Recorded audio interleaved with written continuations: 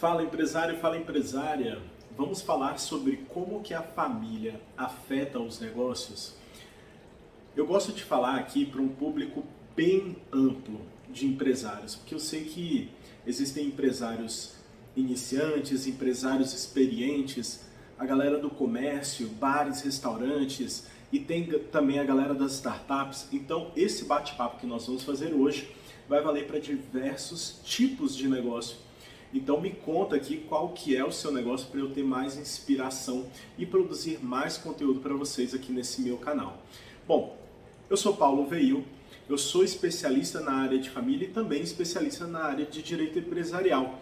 Por isso que eu gosto muito desses dois temas e em tudo que interdialoga entre eles. Lá no meu Instagram eu costumo dar dicas sobre direito de família, divórcio, separação, guarda, alimentos, partilha de bens e, por que não, de sociedades, cuidado. E aqui eu gosto de falar um pouquinho mais sobre os negócios, para que eu possa separar melhor essa minha audiência. Bom, se você gosta desse tipo de conteúdo, já peço para você se inscrever no meu canal e também para compartilhar com alguém que você gosta. Deixa um like se você gostar desse vídeo e vamos nos ajudar a chegar, a fazer com que esse conteúdo chegue para mais pessoas. Mas enfim, se você é um empresário, seja lá de qual ramo for, você sabe que a família de uma certa maneira interfere nos negócios. E quando eu falo de família, eu estou falando não apenas da esposa, dos maridos, dos filhos, mas também dos pais, dos irmãos. A gente sabe que o empresário muitas vezes é um ser injustiçado dentro das famílias, né?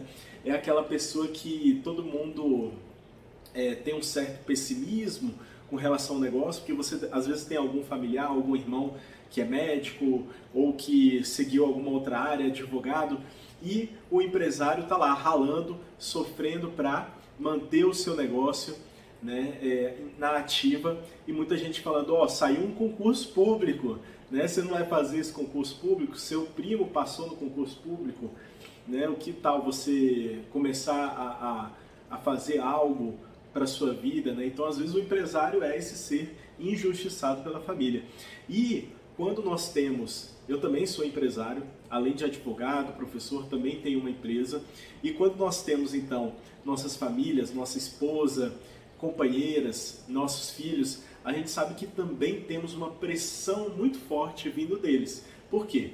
Porque a gente geralmente se dedica muito ao trabalho para fazer com que ele dê certo, afinal, o nosso capital não é apenas o capital de dinheiro, é o capital também de tempo, é o capital intelectual, as nossas experiências. Então, tudo isso junto é que faz o faturamento acontecer, e não apenas o dinheiro, o investimento em espécie, né? Então, a gente sabe que existe essa realidade dura e muitas vezes, quando o negócio aperta para o outro lado, eles vêm pedir ajuda para a gente. Então, essa é a figura do empresário hoje e, de uma certa maneira, isso afeta demais os negócios.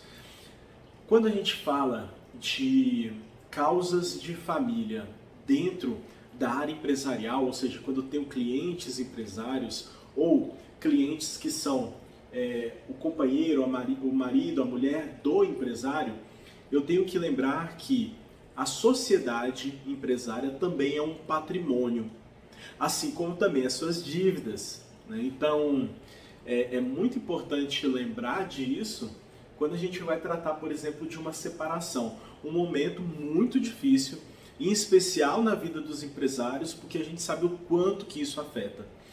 Muito se pergunta por aí, essa dúvida é muito frequente, se a partilha dos bens também engloba a empresa. E muitas vezes o empresário é surpreendido pelo fato de que a esposa vai querer uma parte da empresa. Será que ela tem direito a isso no momento da separação? Tem direito a uma parte da empresa. Principalmente se a empresa foi constituída durante a constância do casamento. Se a pessoa se casou com você após você já ter esse bem no seu patrimônio, a gente ainda consegue excluir essa sociedade com o fundamento de que não entra na partilha de bens, na comunhão parcial de bens, se você está casado por esse regime. Agora, se você simplesmente se juntou com alguém, manteve um relacionamento longo, duradouro, público, né? Não é nada escondido, todo mundo sabe que você vive com uma pessoa, a gente está falando de quê? De uma união estável. E esse relacionamento de união estável também gera os mesmos efeitos patrimoniais que uma comunhão parcial de bens, né? Praticamente os mesmos efeitos. Aqui, para fins da separação, a gente pode dizer que aqueles bens adquiridos durante a união estável também devem ser partilhados. Então, muito cuidado, porque existem também pessoas que acabam confundindo o patrimônio da empresa e da família e adquirindo bens pela empresa, que às vezes é mais vantajoso do ponto de vista tributário, né, ou fiscal, ou até mesmo tem algum benefício por ser PJ, a gente sabe disso, e acaba trazendo um bem que é da família para dentro da empresa, ou vice-versa também. Isso pode acontecer, eu já vi acontecendo. Então tem que tomar um certo cuidado com esse tipo de confusão patrimonial, porque para provar lá na frente, dentro de um processo judicial, fica mais difícil. É possível comprovar que aquele bem faz parte da comunhão parcial. Então se liga, o mais importante é realmente tentar fazer a coisa certinha, constar um advogado para ver se aquele bem vai entrar ou não na partilha e estar sempre atento para essas movimentações patrimoniais, aquisições, vendas, porque às vezes o empresário tem um bem particular, às vezes um imóvel, um apartamento, uma kitnet que comprou quando era solteiro, mas se ele vende esse bem durante a comunhão parcial de bens e de alguma maneira usufrui para aquisição de um outro apartamento ou dilui isso no investimento do próprio negócio, essa diluição pode ser difícil de ser comprovada futuramente para fins de exclusão desse bem particular, que legitimamente seria excluído, né, caso fosse apenas um imóvel adquirido antes do casamento. Isso aí poderia ser excluído. Agora, quando a gente dilui esse patrimônio, também tem essas influências. Outro ponto importante, quando a gente fala de interferências na família, a respeito das empresas, dos empresários, a gente tem que lembrar também daquele empresário que já está com bastante experiência no mercado, às vezes ele já está até pensando em se aposentar, e aí de repente você começa a ter o quê? Aquela reunião familiar dos irmãos, né, dos filhos do empresário, para tentar ver como vai ser a gestão daquela empresa. Eu acho que muito se fala sobre holding, sobre blindagem patrimonial, mas existe uma coisa que está aí por trás. Qual é o legado que você, empresário, quer deixar para a sua família, para a sua sociedade? É o legado de uma empresa que um dia deu certo e que quando você faleceu ou quando você se aposentou, esse legado simplesmente se esvaiu, a empresa acabou porque ela não consegue se sustentar sem você, porque tem gente que sai da empresa, a empresa não roda mais, né? Não dá nem para tirar férias. Eu conheço essa realidade de muitos empresários. Então, qual é o legado que você quer deixar? Você quer deixar uma empresa que vai sobreviver por gerações e gerações da sua família? Ou você quer simplesmente esquecer essa dor de cabeça, entre aspas, e simplesmente deixar para o destino resolver o que vai acontecer? Bom, eu imagino que muitos de vocês construíram, tiveram realmente um esforço muito grande sobre os seus negócios e que isso, de uma certa maneira, impacta em como você pensa o seu negócio para o futuro. Se isso te faz refletir, talvez seja a hora de você pensar em como delegar atribuições para aqueles filhos que demonstram mais aptidão para os negócios. Ah, Paulo, né, eu ia falar, professor, né, que eu costumo dar aula e quando vem dúvidas eu falo assim, professor, mas e quando a gente está diante, por exemplo, de uma família que os filhos têm perfis diferentes? Então tem o filho que é servidor público, tem o filho que é professor e tem o filho que é empresário, que ele tem uma veia empresarial.